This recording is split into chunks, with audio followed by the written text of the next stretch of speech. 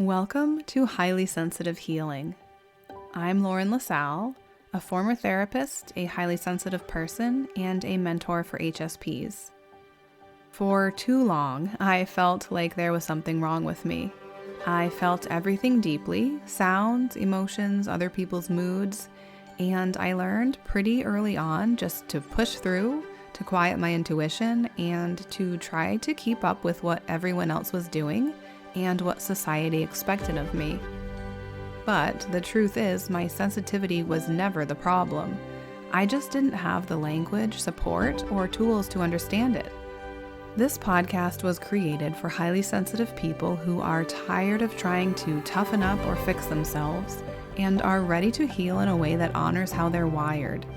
Here, we talk about nervous system regulation, unhelpful thought patterns, emotional overwhelm, and self-trust through a gentle, compassionate lens. You don't need to become someone new to feel better. You don't need to push harder or try more. You get to learn how to care for yourself in ways that actually work for you. If you've ever felt overwhelmed, misunderstood, or like you were carrying too much, this space is for you. My hope is that each episode helps you feel a little less alone and a little more at home in yourself. So, wherever you're listening from, welcome. Take a breath, settle in, and let's begin. Welcome back to Highly Sensitive Healing. It's nice to be here again. I know I didn't record an episode for last week because we have been really busy now, especially now that it's getting nicer out. And we've also all been sick. Both of my kids and I have had this, I don't know what it is, like congestion and cough for probably 3 or 4 weeks now. And it just will not leave us alone. And we feel fine otherwise. But we have congestion, a cough. I pretty much lost my voice for a while last week, and it's still not quite back to its normal sound. I'm sure you can tell. And I've also just been really tired. So my motivation to record hasn't been as much as usual. The weather's been weird. It's been like we get some really nice days and then we get some really rainy and cold days. And it's like giving me whiplash because I just really live for the sunny, warm days. And so having those and then getting them taken away for a few days it's really been hard, but that's just what spring is like here. So that's that. So anyway, I'm back today. It's really a guided meditation, but I'm going to just go through it not as like a formal meditation with background music. I'm just sort of going to talk you through it because I feel like it's more of an exercise than a meditation. And this is a good way to help you get out of that worry mindset when you're thinking about an event and reconnect with the strongest parts of yourself and see how that part of yourself would handle situations. Because maybe often when we go into situations, we are worrying about them. We're thinking about what could happen, worst case scenarios, all of the things that could go wrong, all of the reasons not to enter the situation. And the truth is that it's probably not going to go the way that we think it is. And on the other hand, if we are focusing on all the ways that it could go wrong, that can increase the chance of things going wrong because that's where we're putting our focus and our attention on. So this exercise allows you to put your focus and attention on what the strong version of you, maybe the you that you would like to get to be, the part of you that you don't let out because it's a scary part, because being strong and confident can be scary when that's not usually how you are feeling. So this lets you reconnect with that part of yourself and focus on how to handle it in a way that you actually would like it to go. I hope that makes sense. It will make more sense once I go through it.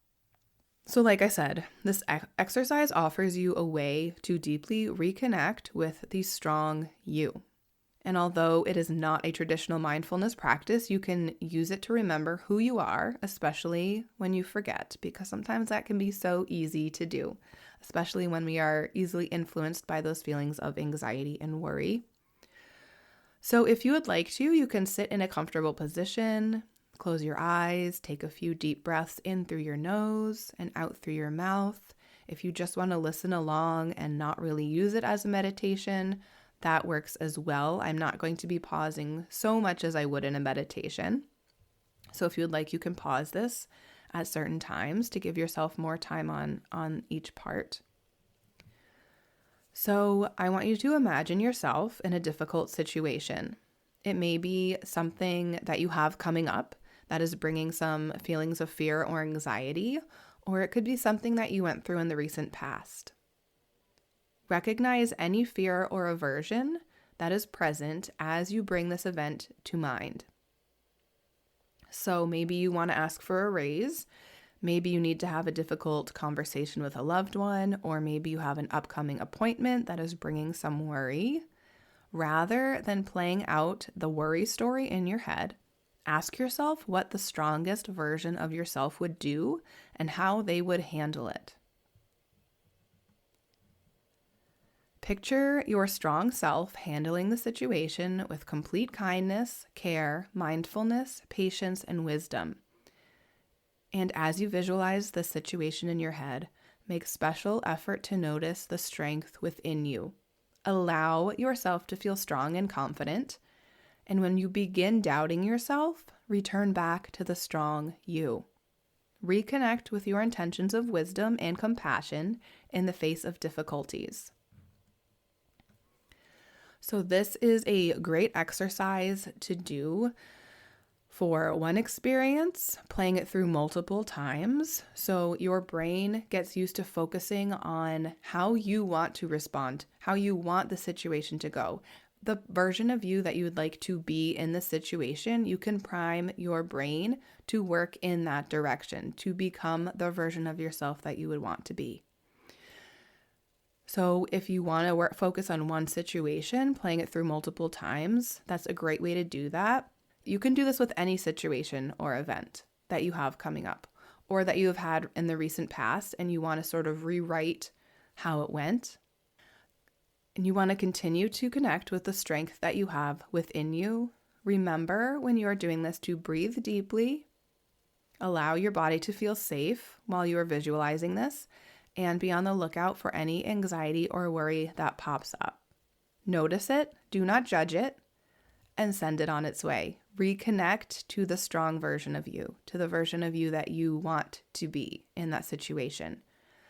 And when you are done with this exercise, it could be helpful, especially if you are into journaling, to write about this experience, because visualizing it and then writing about the visualization afterward can give you a crystallized look at yourself as the strong you and can help clarify how you are able to handle difficult experiences. And over time, you will be able to do this. This will help your brain see, oh, this is what, because when we visualize things, our brain doesn't know the difference between what's really happening and what we are visualizing. Isn't that interesting?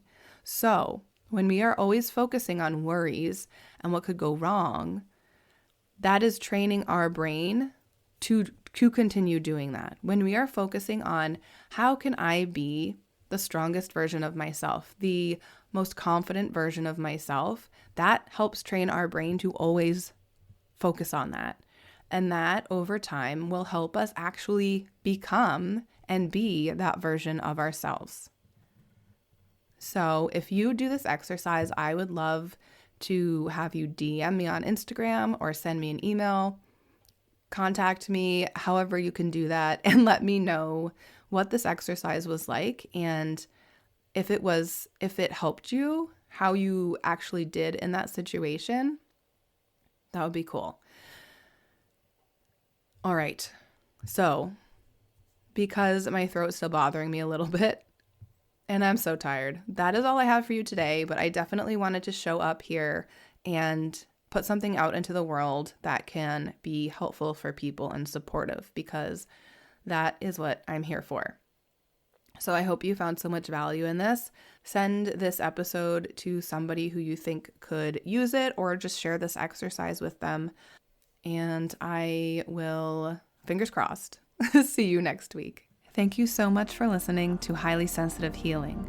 You can help support the podcast by taking a minute to rate and review it, share your favorite episode with a friend, or become a subscriber on Patreon. Visit laurenlasalle.com for information about my mentorship programs, join my email list to stay up to date with how I can support you, as well as exclusive email list perks, and connect with me on Instagram at I am Lauren LaSalle. Happy healing.